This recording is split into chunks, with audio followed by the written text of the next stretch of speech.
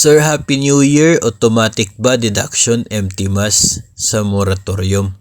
So ito po ang empty mass kasi Manila Teachers included sila sa Annex B na listahan doon sa loan moratorium. Ito ay mga bangko na pumayag sa up to 4 months na loan moratorium.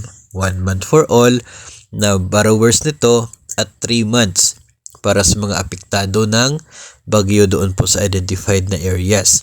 So, ang mangyayari niyan, sa pagkakaintindi po natin, base po doon sa memo po ng DepEd, dahil pumayag sila sa request ng DepEd, then sila po ay hindi magdideduct doon po sa sahod.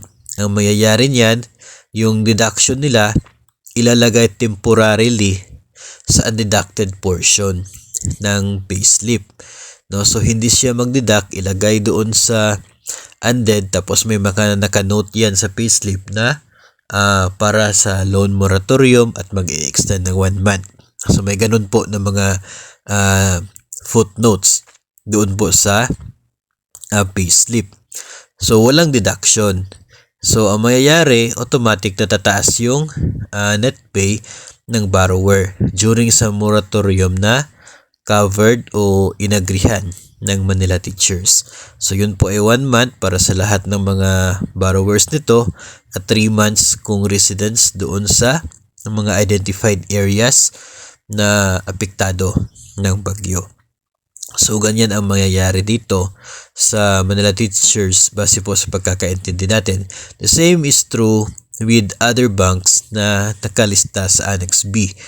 Yun pong sa matatandaan natin, yung DepEd na Provident Loan, nandun po yung FCB, ano pa yun? Sa 5 sila, doon sa Annex B na yan. So, yun po ang mangyayari base po doon sa memo ng DepEd.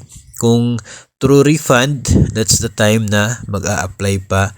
Hindi automatic, magdideduct pa rin. Kapag true refund, magdideduct pa rin. Tapos a-applyan lang doon sa bangko para maka-avail sa loan moratorium. So but for empty mass ay payag sila sa conditions na DepEd, so we can assume na hindi sila magdideduct at tataas yung net take home pay.